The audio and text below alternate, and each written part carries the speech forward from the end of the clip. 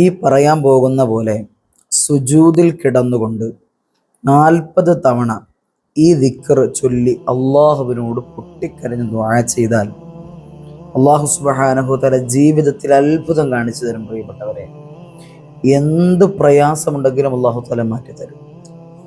നമുക്കറിയാം, ഓരോ ആളുകളുടെയും പ്രയാസങ്ങൾ വ്യത്യസ്തമാണല്ലേ. വിഷമങ്ങൾ, ദുഃഖങ്ങൾ, ദുരിതങ്ങൾ എല്ലാം വ്യത്യസ്തമാണ്. എന്ത് വിഷമം അള്ളാഹുവിനോട് പറഞ്ഞാലും അള്ളാഹു മാറ്റിത്തരും. അതാണ് ഈ സുജൂദിൽ കിടന്ന് ഈ പറയാൻ പോകുന്ന രീതിയിൽ ഒരു 4 കാര്യങ്ങളാണ്, 4 ദിക്റുകളാണ് ഇൻഷാ അല്ലാഹ് നിങ്ങളിലേക്ക് പഠിപ്പിച്ചു തരുന്നത്. ഈ 4 കാര്യങ്ങളൊന്ന് ഓതിയിട്ട് ഈ പറയാൻ പോകുന്ന സമയത്തിൽ, ഈ പറയാൻ പോകുന്ന എണ്ണം, പറയാൻ പോകുന്ന രീതിയിലൊന്ന് ചെയ്തു കഴിഞ്ഞാൽ ഇൻഷാ അല്ലാഹ് ഉറപ്പായും അതിനുശേഷം വീഴുന്ന സുജൂദിന് പ്രത്യേക അത്ഭുതമുണ്ട്. അതിനകത്ത് നമ്മൾ ചോദിക്കുന്ന എല്ലാ കാര്യങ്ങളും ഉടമസ്ഥനായ പടച്ചതമ്പുരാൻ ഉറപ്പായിട്ടും അല്ലാഹു തആല എന്ത് ചെയ്തു തരും? അത് നടത്തിത്തരും. ഏത് പ്രയാസങ്ങളും അല്ലാഹു തആല മാറ്റിത്തരും. ഏത് ആഗ്രഹങ്ങളും അല്ലാഹു തആല വീട്ടിത്തരും. പ്രിയപ്പെട്ടവരെ, ഏതാണ് ആ 4 കാര്യങ്ങൾ?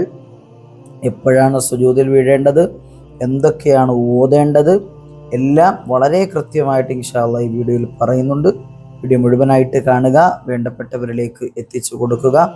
നിങ്ങളുടെ ദുആ വസിയത്തുകൾ കമന്റ് ബോക്സിൽ അറിയിക്കുക. വീഡിയോയിലേക്ക് പോകാം.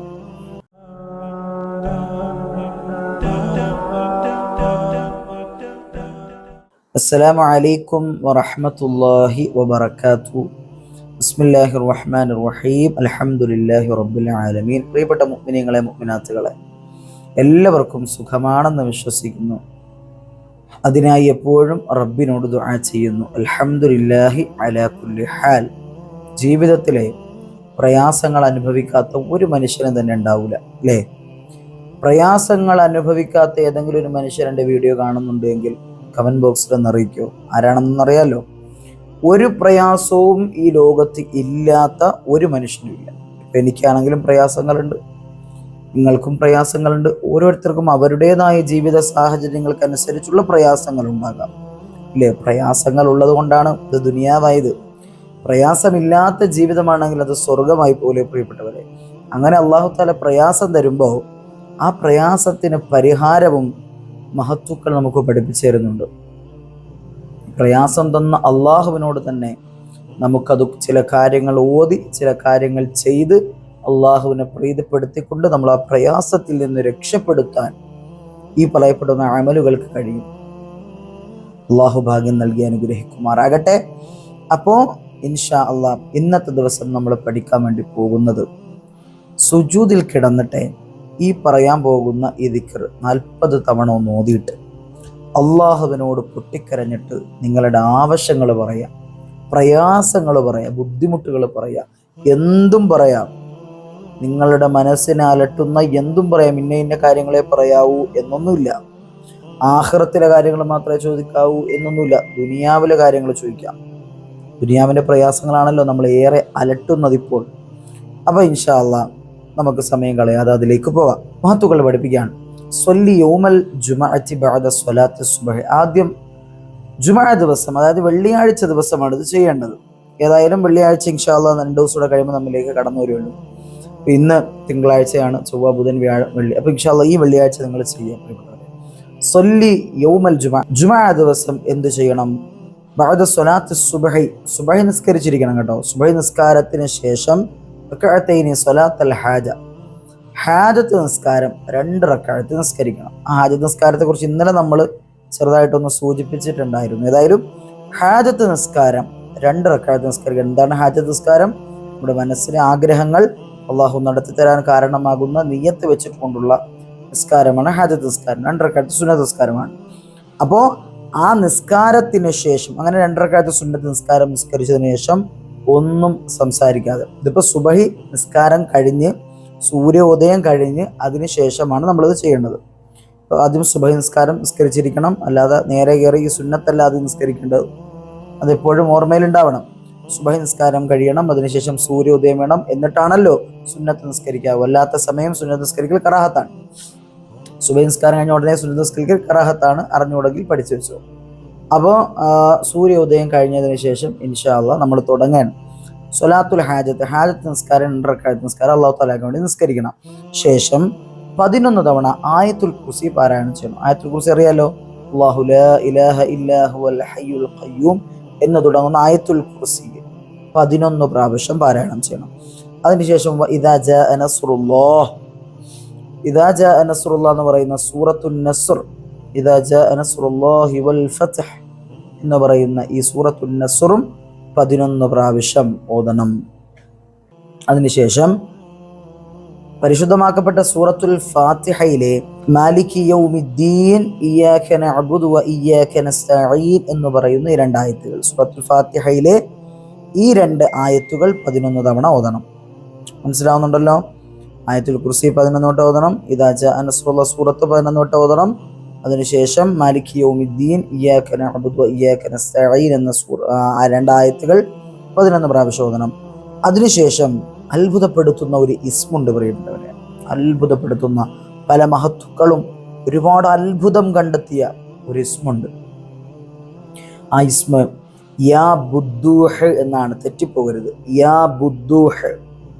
ഈ യാ ബുദ്ദൂഹ് എന്ന് പറയുന്ന ഇസ്മ 1000 പ്രാവശ്യം, അൽഫ മറ 1000 പ്രാവശ്യം ഈ യാ ബുദ്ദൂഹ് എന്ന് പറയുന്ന ഇസ്മ എന്ത് ചെയ്യണം? ഓതണം. എന്നിട്ട് സുമ്മസ്ജുദ്, എന്നിട്ടാണ് നമ്മൾ എന്ത് ചെയ്യാൻ പോകുന്നത്? സുജൂദിലേക്ക് വീഴാൻ പോകുന്നത്. എന്നിട്ട് സുജൂദിലേക്ക് വീഴുന്നു. അതിനുശേഷം ഞാൻ പറഞ്ഞുതരാം പ്രിയപ്പെട്ടവരെ, ആ സുജൂദിൽ കിടന്നുകൊണ്ട് പറയേണ്ടുന്ന ഒരു ദിക്റുണ്ട്. ആ ദിക്ർ ഇൻഷാ അല്ലാഹ് സ്ക്രീനിൽ കാണിക്കാം. അത് അതുപോലെ പറയണം കേട്ടോ. അതിന്റെ അർത്ഥവും ഇൻഷാ അല്ലാഹ് പറഞ്ഞുതരാം. ഏതാണ്? ഇലാഹി ലഇൻ അദ്ദബ്തനി അൽഫ ഹുജ്ജ ഫഹബ്ലു റജാഇ മിൻക ലാ യതഖത്തഉ. ഇലാഹി, എൻ്റെ രക്ഷിതാവായ അല്ലാഹ്. ഒരു അടിമ ഉടമസ്ഥനായ റബ്ബിനോട് വിളിക്കാൻ എവിടെ കിടന്ന്? സുജൂദിൽ കിടന്നുകൊണ്ട് വിളിക്കാൻ. എന്താണ് സുജൂദിൽ കിടന്നുകൊണ്ട് പറയുന്നത്? ഇൻ അദ്ദബ്തനി അൽഫ ഹുജ്ജ, 1000 തെളിവുകൾ നിരത്തിക്കൊണ്ട് റബ്ബേ നീ എന്നെ ശിക്ഷിച്ചാലും ശരി തന്നെ, 1000 ഞാൻ ചെയ്ത കുറ്റങ്ങളാകട്ടെ 1000 തെളിവ് നിരത്തിയിട്ട് എന്നെ കുറ്റക്കാരനാക്കി എന്നെ നീ ശിക്ഷിച്ചാലും ശരി തന്നെ റബ്ബേ, എന്നെ നീ ശിക്ഷിക്കാൻ പോവാൻ, അങ്ങനെ ശിക്ഷിച്ചാലും ശരി അല്ലാഹ്. ഫഹബ്ലു റജാഇ മിൻക, നിന്നിലേക്കുള്ള എൻ്റെ ആ പ്രതീക്ഷ ഉണ്ടല്ലോ അല്ലാഹ്, എൻ്റെ പ്രതീക്ഷയുടെ ആ കെട്ടുണ്ടല്ലോ റബ്ബേ, നിന്നിലേക്കുള്ള എൻ്റെ ആ പ്രതീക്ഷയുടെ ആ ഒരു കെട്ടുറപ്പുണ്ടല്ലോ അല്ലാഹ്, ലാ യതഖത്തഉ, അത് മുറിഞ്ഞു പോകൂല റബ്ബേ. നീ ഇനി എന്നെ എത്രയൊക്കെ ശിക്ഷിച്ചാലും അല്ലാഹ്, നീ ഇനി ഏതൊക്കെ കാരണങ്ങൾ നിരത്തിയിട്ട് എന്നെ ഒഴിവാക്കാൻ ശ്രമിച്ചാലും റബ്ബേ, നിന്റെ പ്രതീക്ഷ, അതിൽ നിന്ന് ഞാൻ ഒരു കാരണവശാലും മുറിഞ്ഞു പോകൂല എന്ന് പറഞ്ഞാൽ നിന്റെ പ്രതീക്ഷ, ഞാൻ നിന്നെ ഒരിക്കലും നിന്നിൽ നിന്ന് ഞാൻ അകന്നു പോകൂല റബ്ബേ, ഞാൻ നിന്നിൽ നിന്ന് കൈവിട്ടു പോകൂല അല്ലാഹ് എന്നർത്ഥം വരുന്ന സുന്ദരമാക്കപ്പെട്ട ഈ അർത്ഥ ഗാംഭീര്യം നിറഞ്ഞ സുന്ദരമാക്കപ്പെട്ട ഈ ദിക്ർ 40 മറത്തൻ 40 തവണ ആ സുജൂദിൽ കിടന്നിട്ട് എന്ത് ചെയ്യണം? റബ്ബ് തആലയോട് എന്ത് ചെയ്യണം? പറയണം പ്രിയപ്പെട്ടവരെ. ഈ ദിക്ർ ചൊല്ലണം, 40 പ്രാവശ്യം ചൊല്ലണം.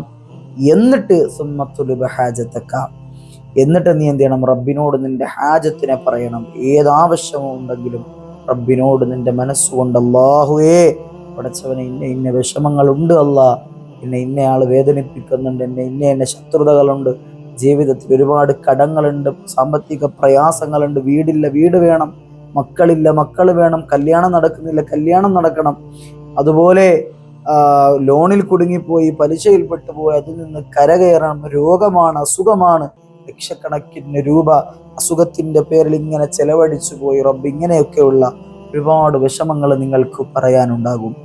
ഈ വിഷമങ്ങളെല്ലാം അർഹമുറാഹിമായ പടച്ചതമ്പുരാനോട് ആ സമയത്ത് ഇത്രയേറെ ഔറാദുകൾ അദ്കാറുകൾ ചൊല്ലിയിരിക്കുന്ന സുജൂദിൽ കിടക്കുന്ന അല്ലാഹു സുബ്ഹാനഹു വ തആലയ്ക്ക് ഏറ്റവും ഇഷ്ടമുള്ള സുജൂദിൽ കിടന്നിട്ട് റബ്ബിനോട് ചോദിച്ചാൽ ഉറപ്പായും അല്ലാഹു ആ ഹാജത്ത് സ്വീകരിക്കും, അല്ലാഹു ഒന്ന് നടത്തി കൊടുക്കും, അതൊരു സംശയമില്ല. ഇൻഷാ അല്ലാഹ് തീരുമാനമെടുക്കണം. നമ്മുടെ ഏത് മുറാദും. ഒന്നാമത്തെ കാര്യം വെള്ളിയാഴ്ച രാവാണ്. വെള്ളിയാഴ്ച സുബഹി നിസ്കാരം കഴിഞ്ഞ് സൂര്യനൊക്കെ ഒന്ന് ഉദിച്ച് ആരും കാണാതെ റൂമിനകത്ത് ഒറ്റയ്ക്കിരുന്ന് ചെയ്താൽ മതി പ്രിയപ്പെട്ടവരെ. അതായിരിക്കും ഏറ്റവും നല്ലത്.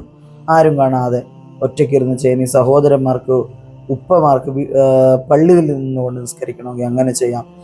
ഏതായാലും ഇതൊന്ന് ചെയ്തു നോക്ക്. അള്ളാഹു താല ഖൈറ തരട്ടെ.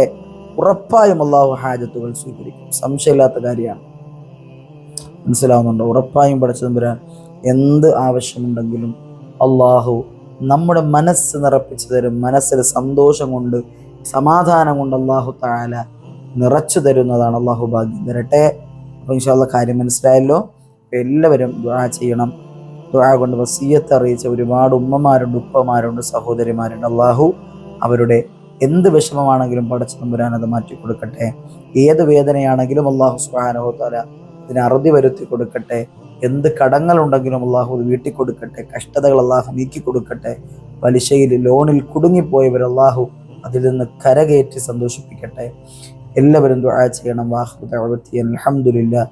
അസ്സലാമു അലൈക്കും വറഹ്മത്തുള്ളാഹി വബറകാതുഹു.